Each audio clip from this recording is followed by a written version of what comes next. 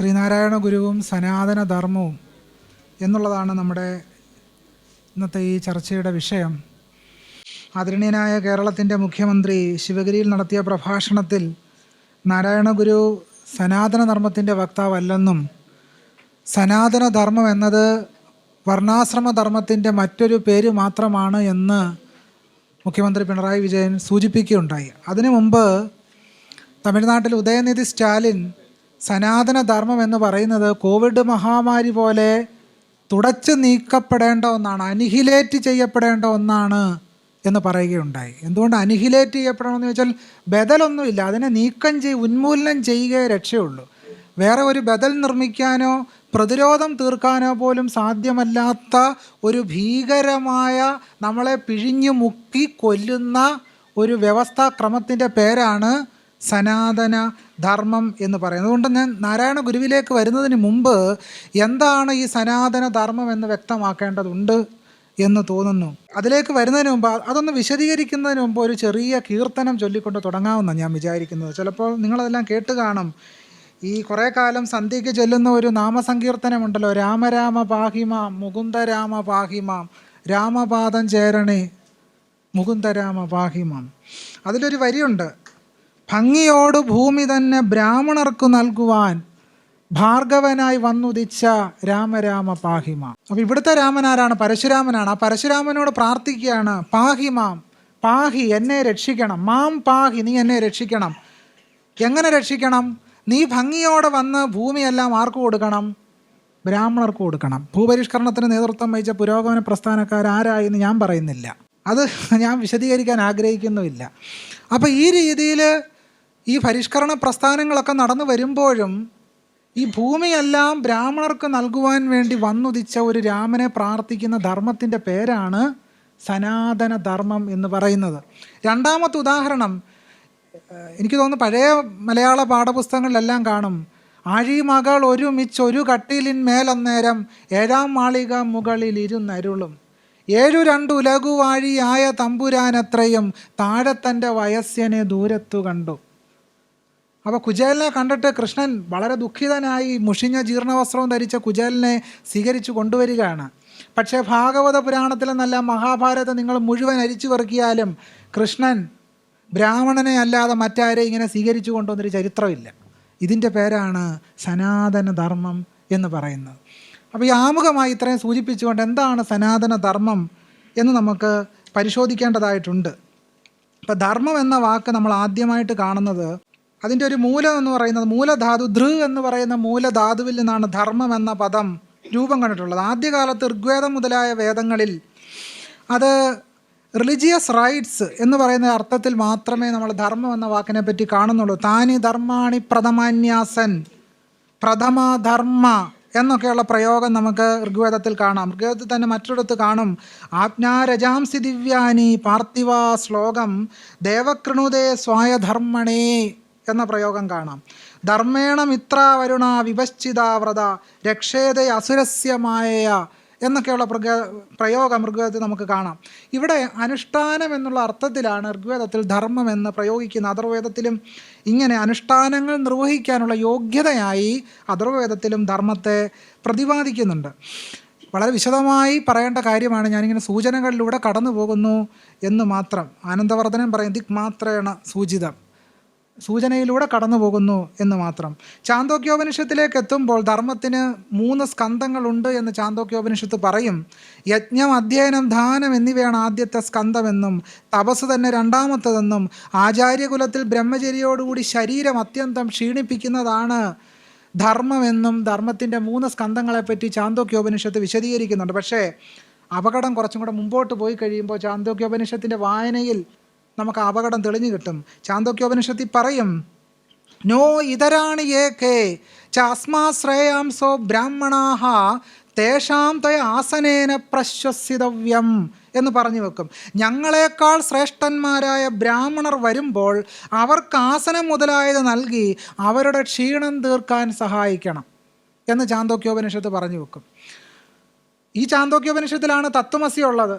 ഈ ചാന്തോക്യോപനിഷത്ത് തന്നെയാണ് ചണ്ടാളന്മാരെ യാഗശാലയിൽ പ്രവേശിപ്പിക്കാൻ പാടില്ല എന്ന് പറയുന്നതും ഈ ചാന്തോക്യോപനിഷത്തിൽ തന്നെയാണ്. അതുകൊണ്ട് ഞാൻ എപ്പോഴും പറയുന്നൊരു കാര്യം, രണ്ട് ബ്രാഹ്മണർ കൂടി ഇരിക്കുമ്പോൾ മാത്രം പറയാവുന്നൊരു വാക്യമാണ് തത്വമസി എന്ന് പറയുന്നത്.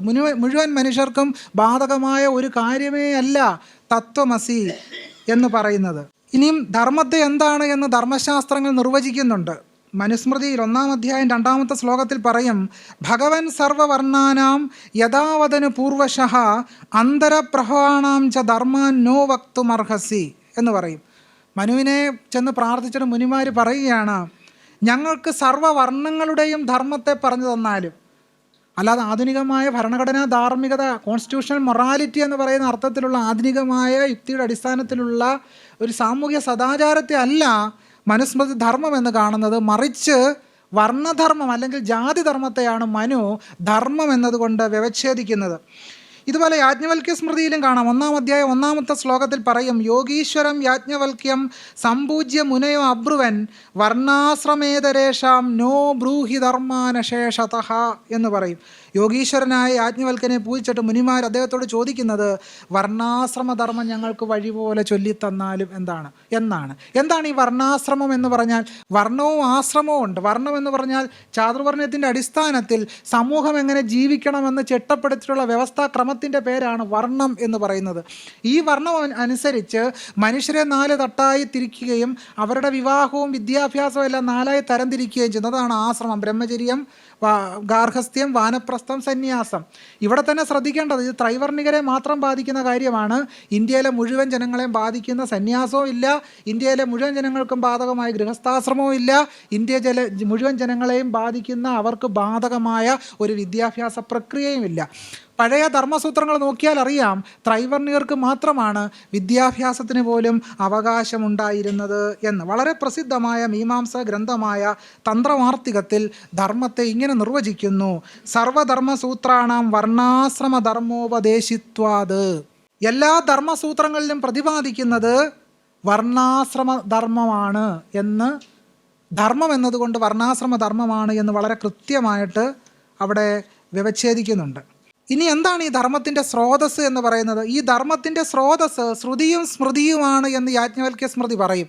ശ്രുതി സ്മൃതി സദാചാര സ്വസ്യജ പ്രിയമാത്മനഃ സമ്യക് സങ്കല്പജ കാമോ ധർമ്മമൂലം ഇതം സ്മൃതം എന്ന് യാജ്ഞവൽക്യ സ്മൃതി പറഞ്ഞു വെക്കുന്നുണ്ട്. എന്താണ് ഈ ധർമ്മത്തിൻ്റെ ഒരു ക്രമം? ഈ ധർമ്മം എങ്ങനെയാണ് സമൂഹത്തിൽ അപ്ലൈ ചെയ്യുന്നത്? അതിനെപ്പറ്റി വളരെ വിശദമായി ധർമ്മശാസ്ത്രങ്ങളിൽ പ്രമാണങ്ങൾ കാണാം. അല്ലെങ്കിൽ ഈ ധർമ്മശാസ്ത്രത്തിൻ്റെ പ്രമാണവചനങ്ങളെ അനുസരിച്ച് സമൂഹത്തെ മുന്നോട്ട് കൊണ്ടുപോകാനുള്ളൊരു ശ്രമം അന്നത്തെ ഭരണകൂടം നടത്തിയിരുന്നു എന്നുള്ളതിൻ്റെ തെളിവ് രൂപങ്ങൾ നമുക്ക് ശിലാശാസനങ്ങളിലും മറ്റും വളരെ ശക്തമായിട്ട് കാണാൻ കഴിയും. അതുകൊണ്ട് വർണ്ണധർമ്മം എന്ന് പറയുന്നത് ജാതിധർമ്മത്തിൻ്റെ മറ്റൊരു പേര് മാത്രമാണ്. മനുസ്മൃതി 2-ാം അധ്യായത്തിൽ 7-ൽ പറയും, യക്കശ്ചിത് കസ്യചിത് ധർമ്മോ മനുനാ പ്രതിപാദിതഃ സ സർവ അഭിഹിതോ വേദേ സർവജ്ഞാനമയോ ഹി സഹ എന്ന് പറയും. ആർക്കൊക്കെ എന്തൊക്കെ ധർമ്മങ്ങൾ മനു വിധിച്ചിട്ടുണ്ടോ അതെല്ലാം വേദത്തിൽ പ്രതിപാദിക്കപ്പെട്ടിട്ടുള്ളതാണ് എന്ന് പറയും. എന്ന് പറഞ്ഞാൽ നമ്മുടെ ഇന്ത്യൻ സമൂഹത്തിൽ നിലനിൽക്കുന്ന മുഴുവൻ അസമത്വത്തിൻ്റെയും കേന്ദ്രം എവിടെയാണ്? അത് വേദമാണ് എന്ന് മനുവിന് സംശയമൊന്നുമില്ല. കാരണം മനുഷ്യരെ 4ആയി തിരിക്കുന്ന ഒരു വർഗീകരണ സിസ്റ്റം ഉണ്ടല്ലോ. പുരുഷ സൂക്തത്തിലാണത്, ബ്രാഹ്മണോസ്യ മുഖമാസീത് ബാഹുരാജന്യകൃത ഊരു തദസ്യത് വൈശ്യ പദ്ഭ്യാം ശൂദ്രോ അജായത. മനുഷ്യർ 4ആയിട്ടാണ് തരംതിരിക്കപ്പെട്ടിരിക്കുന്നത്. മനുഷ്യരുടെ വിഭജനം ഇങ്ങനെയാണ്. ബ്രാഹ്മണൻ എന്ന് പറഞ്ഞാൽ സമൂഹത്തിലെ ഏറ്റവും പുതിയ വ്യാഖ്യാനം എന്ന് പറയുന്നത് അധ്യാപകരെ ബ്രാഹ്മണൻ എന്ന് വിളിക്കണം, പട്ടാളക്കാരാണ് ശൂദ്രർ എന്ന് പറയുന്ന പുതിയ വ്യാഖ്യാനമൊക്കെ ആളുകൾ ഇപ്പോൾ കൊടുത്ത് ഈ ചാതുവർണ്ണത്തെ ഇപ്പോഴും താങ്ങി നിർത്തി പരിപാലിക്കാനുള്ള ശ്രമങ്ങൾ നടക്കുന്നുണ്ട്. അവരും പുരോഗമനകാരികളാണ്. പുരോഗമന സദസ്സിൽ അവരും കടവല്ലൂർ അന്യോന്യം നടത്തുന്നുണ്ട്. അതവിടെ ഇരിക്കട്ടെ. എന്തായാലും ഇനി എന്താണ് മനുസ്മൃതി പറയുന്ന സദാചാരം? വളരെ വ്യക്തമായിട്ട് എന്താണ് സദാചാരമെന്ന് മനു പറയുന്നുണ്ട്. തസ്മിൻ ദേശേ യ ആചാരഃ പാരമ്പര്യക്രമാഗതഃ വർണ്ണാനാം സാന്തരാളാനാം സ സദാചാര ഉച്യതേ. ഉച്ച കഴിഞ്ഞ് ഈ 2 മണിക്ക് ഊണും കഴിഞ്ഞ് വന്നിട്ട് നിങ്ങളെ ശ്ലോകം ചൊല്ലി പേടിപ്പിക്കുകയല്ല. കാരണം ഈ 14-ാം നൂറ്റാണ്ടിൽ കാളിദാസൻ്റെ കൃതികൾക്ക് വ്യാഖ്യാനം എഴുതുന്ന മല്ലിനാഥൻ പറയും, നാ മൂലം ലിഖ്യതേ കിഞ്ചിത് ന അനപേക്ഷിതമുച്യതേ. ഞാൻ തെളിവില്ലാതെ ഒരു വരി പോലും പറയില്ല. ഞാനിവിടെ എഴുതുന്ന എല്ലാ കാര്യങ്ങൾക്കും തെളിവ് കാണും എന്ന് കാളിദാസൻ്റെ കൃതികളെ വ്യാഖ്യാനിച്ചുകൊണ്ട് പ്രസിദ്ധ സംസ്കൃത പണ്ഡിതനും വ്യാഖ്യാതവുമായ മല്ലിനാഥൻ പറയുന്നുണ്ട്. അതുകൊണ്ട് ഞാനിവിടെ വന്ന് എന്തെങ്കിലുമൊക്കെ പറഞ്ഞിട്ട് പോയെന്ന് നിങ്ങൾ ധരിക്കാൻ പാടില്ലല്ലോ. അതുകൊണ്ടാണ് സപ്രമാണം തന്നെ ഇത് ഉദ്ധരിക്കുന്നത്. അപ്പോൾ സദാചാരത്തെപ്പറ്റി മനു പറയും, ആ ബ്രഹ്മാവർത്ത ദേശത്തിലുള്ള ചതുർവർണ്ണങ്ങളുടെയും അന്തരാള ജാതികളുടെയും ആചാരമാണ് സദാചാരം. അല്ലാതെ ഇന്നിപ്പോൾ ഹിന്ദുത്വവാദികൾ പ്രചരിപ്പിക്കുന്നുണ്ടല്ലോ സനാതന ധർമ്മം എന്ന് പറഞ്ഞാൽ വിശുദ്ധമായ എന്തോ ഒരു സാധനമാണ്. അപ്പോൾ ചാനൽ ചർച്ചകൾ കഴിഞ്ഞ ഒരാഴ്ച ചാനലുകളെല്ലാം ഗോവൻ സ്വാമി സമാധി അടയുന്നത് വരെ ഈ സനാതന ധർമ്മമാണ് ചർച്ച ചെയ്തുകൊണ്ടിരുന്നത്. അപ്പം ഞാൻ ചാനൽ ചർച്ചകളിൽ ചോദിച്ചൊരു പ്രധാനപ്പെട്ട പോയിന്റ്, സനാതന ധർമ്മത്തിൽ ഒരുപാട് പുഴുക്കുത്തുകളുണ്ട്, അതെല്ലാം നീക്കിയാൽ വളരെ ഭേഷാണെന്നാണ് പറഞ്ഞത്. അപ്പം ഞാൻ ചോദിച്ചൊരു ചോദ്യം, വളരെ ലളിതമായൊരു ചോദ്യമാണ്, അങ്ങനെ പുഴുക്കുത്തൊക്കെ നീക്കിയ ഒരു സനാതന ധർമ്മത്തെ ഒന്ന് കാണിച്ചു തരാമോ? പുഴുക്കുത്തു മാത്രമേ ഉള്ളൂ, പുഴു തിന്ന ഒരില പോലെയാണ് സനാതന ധർമ്മം എന്ന് പറയുന്നത്. അതിൽ നിന്ന് നല്ലതൊന്നും എടുക്കാനില്ല എന്നുള്ളതാണ് യാഥാർത്ഥ്യം. വ്യത്യസ്ത ധർമ്മങ്ങളെപ്പറ്റി തന്നെ മനുസ്മൃതി പറയുന്നുണ്ട്. സ്ത്രീകൾക്ക് എന്താണ്, സ്ത്രീകൾക്കുള്ള ഒരു ധർമ്മം, സ്ത്രീ ധർമ്മം എന്ന് പറയുന്ന ഒരു ധാർമ്മിക ഒരു വ്യവസ്ഥ തന്നെ മനു ഉണ്ടാക്കിയെടുത്തിട്ടുണ്ട്. അതൊക്കെ വായിച്ചാൽ ചിലപ്പോൾ സ്ത്രീകൾ ബോധം കെട്ട് വീഴും. മനുസ്മൃതി 5-ാം അധ്യായം 148-ാമത്തെ ശ്ലോകത്തിൽ പറയും, ബാലയാവാ യുവത്യാവാ വൃദ്ധയാവാ ബിയോഷിത ന സ്വാതന്ത്ര്യേണ കർത്തവ്യം കിഞ്ചിത് കാര്യം ഗൃഹേഷ്വപി. ബാലയോ യുവതിയോ വൃദ്ധയോ ആരായാലും സ്ത്രീ സ്വഗൃഹത്തിൽ പോലും ഒരു കാര്യവും സ്വേച്ഛയാ ചെയ്യരുത്, സ്വന്തം ഇഷ്ടപ്രകാരം ഒന്നും ചെയ്യരുത്. പിന്നെ ആരോട് ചോദിക്കണം? അത് ഞാൻ പറയുന്നില്ല, നിങ്ങൾക്കറിയാം. അവരോട് ചോദിച്ചിട്ടേ ഇത് ചെയ്യാവൂ. യസ്മൈ ദദ്യാത് പിതാത്വേനാം ഭ്രാതാവാനുമതേ പിതുഹു തം ശുശ്രൂഷേത ജീവന്തം സംസ്ഥിതം ചനലങ്കയേത്. പിതാവോ പിതാവിൻ്റെ അനുമതിയോടുകൂടി സോദരനോ സ്ത്രീയെ ആർക്ക് വിവാഹം കഴിച്ചു കൊടുക്കുന്നുവോ ജീവിച്ചിരിക്കുന്നിടത്തോളം കാലം സ്ത്രീ അയാളെ ശുശ്രൂഷിക്കണം. അയാളുടെ കൈ മാങ്ങ പറിക്കാൻ പോയെന്ന ചോദ്യത്തിന് ഇവിടെ പ്രസക്തിയില്ല. ഭർത്താവിനെ മറികടന്ന് യാതൊന്നും ചെയ്യരുത്. ഇതാണ് മനു പറയുന്ന ധർമ്മം. ഇവിടെ തുല്യതയുണ്ടോ? സമത്വമുണ്ടോ? സ്വാതന്ത്ര്യമുണ്ടോ? ഒന്നുമില്ല. അപ്പം സ്വാതന്ത്ര്യവും സമത്വവും സാഹോദര്യവും ഇല്ലാത്ത വ്യവസ്ഥാക്രമത്തിൻ്റെ പേരാണ് സനാതന ധർമ്മം എന്ന് പറയുന്നത്. ഇത് മനു ഉണ്ടാക്കിയതല്ല കേട്ടോ, മനുവിന് മുമ്പ് തന്നെ ഈ പ്രക്രിയ ആരംഭിച്ചിരുന്നു എന്ന് ധർമ്മസൂത്രങ്ങൾ പരിശോധിക്കുമ്പോൾ നമുക്കറിയാം.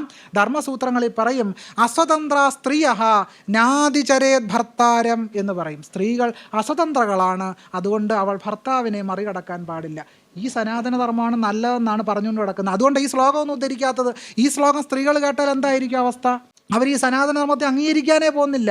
അപ്പം ജാതിധർമ്മത്തെ, വർണ്ണവ്യവസ്ഥയെ, ത്രൈവർണിക പുരുഷാധിപത്യത്തെ ഇന്ത്യൻ സമൂഹത്തിൽ അടിച്ചേൽപ്പിക്കുന്നതിൻ്റെ പേരാണ് സനാതന ധർമ്മം എന്ന് പറഞ്ഞാൽ. മറ്റു വാക്കുകളിൽ പറഞ്ഞാൽ സനാതന ധർമ്മം എന്ന പേരിൽ നമ്മുടെ മുമ്പിൽ പ്രത്യക്ഷപ്പെടുന്നത് ഹിന്ദുത്വമല്ലാതെ മറ്റൊന്നല്ല എന്നർത്ഥം. ബ്രാഹ്മണ്യ ഹിന്ദുത്വമാണ് സനാതന ധർമ്മം എന്ന പേരിൽ 21-ാം നൂറ്റാണ്ടിലും നമ്മുടെ മുമ്പിൽ വന്ന് നിൽക്കുന്നത്. ഈ സനാതന ധർമ്മമാണ് അയിത്തമായി, തൊട്ടുകൂടായ്മയായി, ആർത്തവാശുദ്ധികളായി ഒക്കെ തന്നെ നിലനിൽക്കുന്നത്. ഈ സനാതന ധർമ്മമാണ് സവർണ ഒളിഗാർക്കിയായി നമ്മുടെ രാജ്യത്തെ ഭരിക്കുന്നത്. നമ്മുടെ രാജ്യം വളരെ ചുരുക്കം വരുന്ന ചില ജാതികളുടെ ഭരണക്രമമായി സവർണ ഡോക്ടർ അംബേദ്കറിൻ്റെ ഭാഷയാണ് ഒളിഗാർക്കി എന്ന് പറയുന്നത്. നമ്മുടെ ഭരണക്രമം ഒളിഗാർക്കിയായി നിലനിൽക്കുന്നത് എന്തുകൊണ്ടാണ്? ഈ സനാതന ധർമ്മം പരിപാലിക്കപ്പെടുന്നത് കൊണ്ടാണ്. ഈ സനാതന ധർമ്മം നിലനിൽക്കുന്നതുകൊണ്ടാണ് ഗുരുവായൂരിൽ സാമ്പാർ വെക്കാൻ ഒരു ബ്രാഹ്മണൻ വേണമെന്ന് വാദിക്കുന്നത് എന്തുകൊണ്ടാണ്? ഈ സനാതന ധർമ്മം ഉള്ളത് കൊണ്ടാണ്. ഇല്ലെങ്കിൽ ആര് സാമ്പാർ വെച്ചാൽ എന്താ? ഗുരുവായൂർ വന്ന ആൾ ഊണ് കഴിക്കില്ലേ? പക്ഷേ ഈ സനാതന ധർമ്മം പരിപാലിക്കപ്പെടുന്നത് കൊണ്ടാണ് ഗുരുവായൂരിൽ കായം കലക്കാനും ബ്രാഹ്മണൻ വേണമെന്ന് വാദിക്കുന്നത്. അതുകൊണ്ടാണ് ശബരിമലയിൽ ഒരു ബ്രാഹ്മണൻ തന്നെ, മലയാള ബ്രാഹ്മണൻ തന്നെ മേൽശാന്തിയാകണം എന്ന് വാദിക്കുന്നത് എന്തുകൊണ്ടാണ്? സനാതന ധർമ്മം നിലനിൽക്കുന്നു എന്നുള്ളതിൻ്റെ ഏറ്റവും പ്രധാനപ്പെട്ട തെളിവാണ്. നമ്മുടെ എയ്ഡഡ് സ്ഥാപനങ്ങളിൽ എന്തുകൊണ്ടാണ് വ്യത്യസ്ത സമുദായങ്ങളിൽപ്പെട്ടവർക്ക് പ്രാതിനിധ്യമില്ലാത്തത്? സനാതന ധർമ്മം വളരെ കൃത്യമായി പരിപാലിക്കപ്പെടുന്നു എന്നുള്ളത് കൊണ്ടാണ്. അത് സനാതനധർമ്മം വളരെ കൃത്യമായി ആരെ ഉൾക്കൊള്ളരുത് എന്ന് സനാതനധർമ്മത്തിന് അറിയാം. ആരെയാണ് പുറന്തള്ളേണ്ടതെന്ന് സനാതനധർമ്മത്തിന് വളരെ വ്യക്തമാണ്. 1934 ക്ഷേത്രപ്രവേശന വിളംബരത്തിന് റിപ്പോർട്ട് എഴുതുമ്പോൾ പുന്നശ്ശേരി നമ്മി നീലകണ്ഠ ശർമ്മ എഴുതിയത്, അയിത്തജാതിക്കാർ ക്ഷേത്രത്തിൽ പ്രവേശിച്ചത് അധാർമികവും അശുദ്ധികരവുമാണ്, അതുകൊണ്ട് അവരെ ക്ഷേത്രത്തിൽ പ്രവേശിപ്പിക്കരുത് എന്ന് 34-ൽ പുന്നശ്ശേരി നമ്പി നീലകണ്ഠ ശർമ്മ എഴുതി. ആ റിപ്പോർട്ട് നമുക്ക് അവൈലബിളാണ്. പക്ഷേ 34 കഴിഞ്ഞ് 2000 കഴിയുമ്പോഴത്തേക്കും അടുത്തിടെ ഞാനൊരു പ്രബന്ധം വായിച്ചത് കേരള നവോത്ഥാനത്തിൻ്റെ മുന്നണി പോരാളികളിൽ ഒരാളാണ് പുന്നശ്ശേരി നമ്പി നീലകണ്ഠ ശർമ്മ എന്ന് 2000-ന് ശേഷം ഒരു PhD തീസിസിൽ എഴുതിയിരിക്കുക. 34-ൽ അദ്ദേഹം എന്താണ് എഴുതിയത്? അവർണരെ ക്ഷേത്രത്തിൽ പ്രവേശിപ്പിച്ചാൽ ക്ഷേത്രം അശുദ്ധിയാകും എന്ന് എഴുതി. ഉള്ളൂർ ആ റിപ്പോർട്ടിൽ എഴുതിയത് ക്ഷേത്രപ്രവേശനത്തിന് അനുകൂലിക്കാത്ത മുഴുവൻ ആളുകളെ ഉള്ളൂർ എസ് പരമേശ്വരയ്യർ അടയാളപ്പെടുത്തിയത് സനാതനിസ്റ്റുകളെന്നാണ്. സനാതനിസ്റ്റുകൾ എന്നാണ് ഉള്ളൂർ ആ റിപ്പോർട്ടിൽ എഴുതിയത്. അപ്പോൾ സനാതനധർമ്മം എന്ന് പറയുന്നത് അയിത്തമായി, ആചാരക്രമമായി, അതുപോലെ തന്നെ മനുഷ്യരെ പുറന്തള്ളുന്ന വ്യവസ്ഥയായി, കർമ്മ പുനർജന്മ സങ്കല്പമായി ഒക്കെയാണ് ഇത് നിലനിൽക്കുന്നത്. ഇപ്പം നമ്മുടെ ഒരു ജനപ്രതിനിധി തന്നെ പറഞ്ഞത് അടുത്ത ജന്മം ബ്രാഹ്മണനായി ജനിച്ചിട്ട് ശബരിമല അയ്യപ്പനെ പൂജിക്കാം എന്നാ. അപ്പോൾ ഇത് സനാതനധർമ്മമാണ്. കാരണം കർമ്മ പുനർജന്മ സങ്കല്പത്തിലാണ് സനാതനധർമ്മം കുടികൊള്ളുന്നത്. പക്ഷെ അദ്ദേഹത്തിൻ്റെ സ്വപ്നം വൃഥാവില. കാരണം സനാതനധർമ്മം അനുസരിച്ച് ശൂദ്രന് വളരെ പെട്ടെന്ന് ബ്രാഹ്മണനായി പ്രമോഷൻ കിട്ടത്തില്ല. അങ്ങനെ നേരിട്ടുള്ള പ്രമോഷൻ ഇല്ല. ശൂദ്രൻ പിന്നെ അടുത്ത ജന്മത്തിൽ ആരാകണം?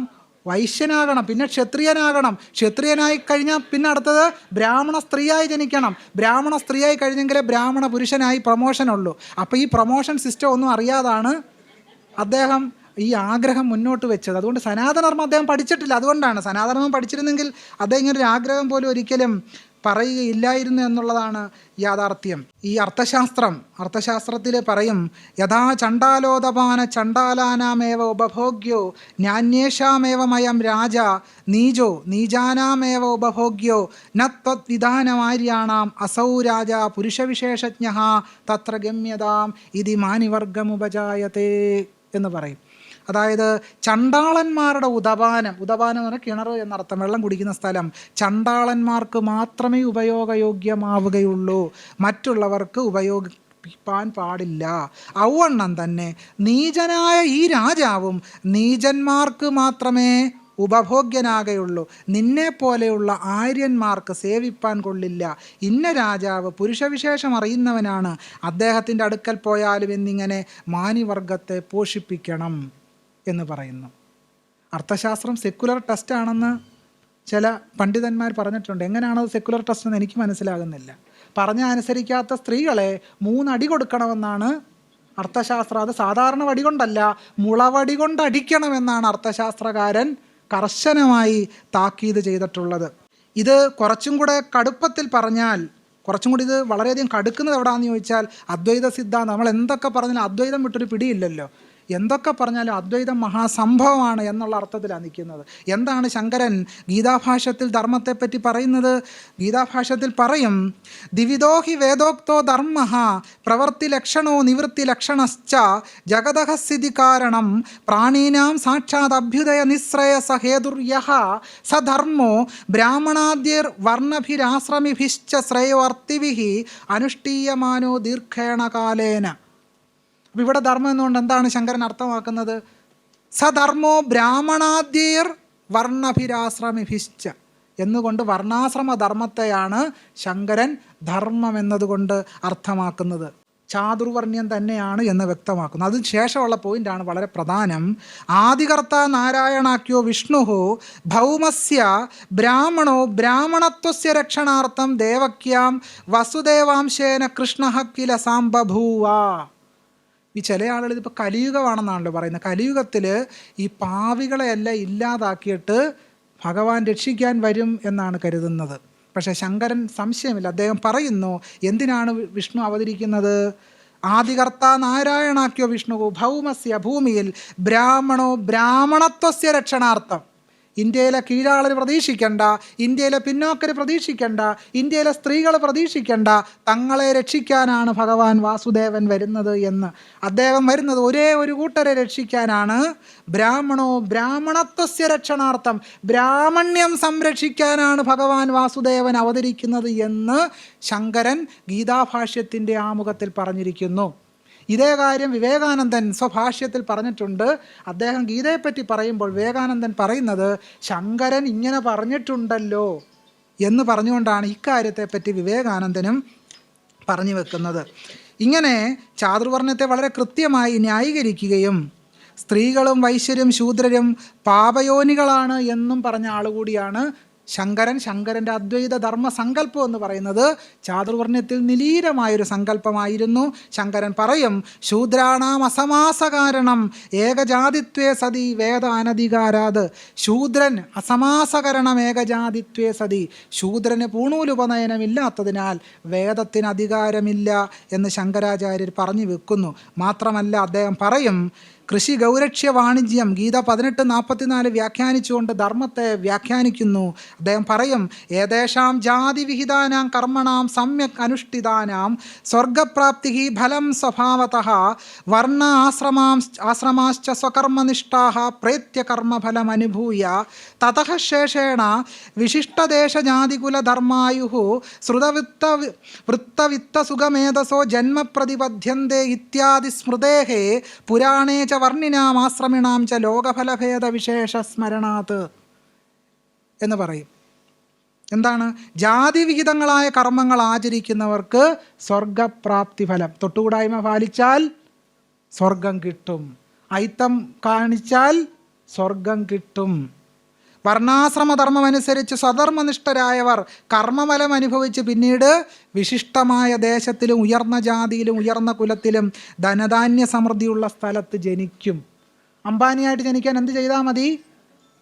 സനാതനധർമ്മം പരിപാലിക്കുക, സ്ത്രീകളെ അകറ്റി നിർത്തുക, അവരോട് പറയുക പോയി കാപ്പി ഇട്ടുകൊണ്ട് വരൂ എന്ന് പറയുക, അവരെ കൊണ്ട് പാദസേവ ചെയ്യുക, കാല് ഞെക്കിപ്പിക്കുക. ഇത് ചെയ്താൽ സ്വകർമ്മനിഷ്ഠാഹ പ്രേത്യ നമുക്ക് വളരെ നല്ലതാണ്, ധർമ്മം അനുസരിച്ച് എല്ലാം ശുഭം എന്ന് ഇവിടെ പറഞ്ഞു വെക്കുന്നു. ഈ സനാതനധർമ്മമാണ് വർണ്ണാശ്രമധർമ്മം.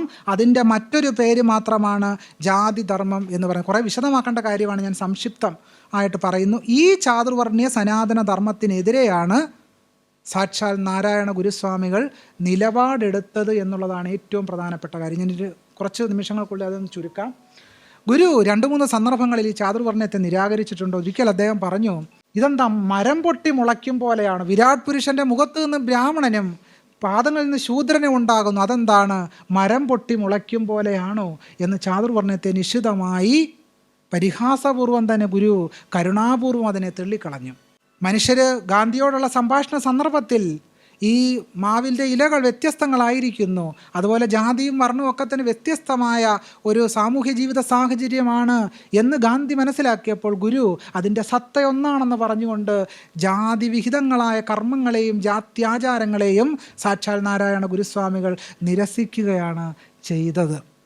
ഗുരുവിനെ ഗീതയുടെ വക്താവാക്കാൻ ശ്രമിക്കുന്നു. പക്ഷേ ഗുരു ഒരിക്കൽ നടരാജ ഗുരുവുമായിട്ടുള്ള സംഭാഷണത്തിൽ ഗുരു പറഞ്ഞു, ഗീത ഉപദേശിച്ച കൃഷ്ണൻ പിന്നീട് ദുഃഖിച്ചിരിക്കാം. സനാതനധർമ്മത്തിൻ്റെ അടിസ്ഥാനം എന്ന് പറയുന്ന ചാതുർവർണ്ണയവും കർമ്മ പുനർജന്മ സങ്കല്പവുമാണ്. ഗുരുസ്വാമികൾ ഒരിക്കൽ തന്നെ സമീപിച്ച ഒരു ഭക്തൻ, അവർ തിലഹവനം ചെയ്യാൻ വേണ്ടിയാണ് ഗുരുവിനെ സമീപിച്ചത്. ഗുരു പറഞ്ഞു, മരിച്ച ആൾ ജനിച്ചു കഴിഞ്ഞല്ലോ, ഇനി എന്തിനാണ് തിലഹവനം? കാരണം കർമ്മ പുനർജന്മ സിദ്ധാന്തം അനുസരിച്ച് മരിച്ച ആൾ ജനിക്കും. ആ യുക്തി ഉപയോഗിച്ചുകൊണ്ട് തന്നെ ഗുരു ചോദിച്ചു, മരിച്ച ആൾ ജനിച്ചു കഴിഞ്ഞല്ലോ, പിന്നെന്തിനാണ് ഇനി തിലഹവനം? എന്നിങ്ങനെ വ്യത്യസ്ത സന്ദർഭങ്ങളിൽ സനാതനധർമ്മത്തിൻ്റെ ഈ ആചാര്യ വ്യവഹാരങ്ങളെ ഗുരു ചോദ്യം ചെയ്തു. ഗുരു സന്യാസിയായതുകൊണ്ട് അദ്ദേഹം സനാതനധർമ്മത്തിൻ്റെ വക്താവാണ് എന്ന് പറഞ്ഞ് വരുത്തി തീർക്കാൻ ശ്രമിക്കുന്നു. ഗുരു ഏത് സനാതനധർമ്മം അനുസരിച്ചാണ് സന്യാസം സ്വീകരിച്ചത് അതിവിടെ സൂചിപ്പിച്ചു കഴിഞ്ഞു. കാരണം സനാതനധർമ്മം അനുസരിച്ച് ശൂദ്രന് താഴോട്ട് ആർക്കും തന്നെ സന്യസിക്കാൻ അധികാരമില്ല. അതാണ് സാക്ഷാൽ രാമൻ ശംഭുകനോട് ചെയ്തത്. എന്താണ് അദ്ദേഹം രാമൻ ചെന്ന് ശംഭുകനോട് ചോദിച്ചത്? കസ്യാം യോന്യാം, താങ്കളുടെ യോനി ഏതാണ്? എന്താണ് ഗുരു നമ്മളെ പഠിപ്പിച്ചത്? ഗുരു പഠിപ്പിച്ചത് ജാതി ആര് നീ എന്ന് കേൾക്കണ്ട, നേരു മെയ് തന്നെ ചൊൽകയാൽ. നീ ആരാണ് എന്ന് നിന്റെ മെയ് തന്നെ പറയുന്നു. പേരൂരു തൊഴിൽ ഈ മൂന്നും പോരുവായത് കേൾക്കണം. പേര്, ഊര്, തൊഴിൽ, ഇത് പോരും. ഇത്രയും അറിഞ്ഞാൽ മതി, അതിനപ്പുറത്തേക്ക് ഒന്നും തന്നെ അറിയേണ്ടതായിട്ട് ഇല്ല എന്നാണ് ഗുരുസ്വാമികൾ പറഞ്ഞു വെച്ചത്. ഇവിടെ സൂചിപ്പിച്ചു, സോദരത്വേന വാഴുന്ന മാതൃകാസ്ഥാനം.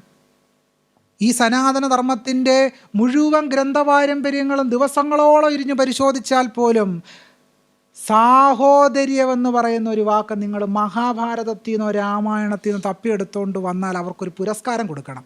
കാരണം സാഹോദര്യമെന്നോ സമത്വമെന്നോ സ്വാതന്ത്ര്യമെന്നോ ഉള്ള വാക്ക് വേദേതിഹാസ പുരാണ പാഠങ്ങൾക്ക് തീർത്തും അംഗീകരിക്കാൻ കഴിയാത്ത ഒരു കാര്യമാണ്.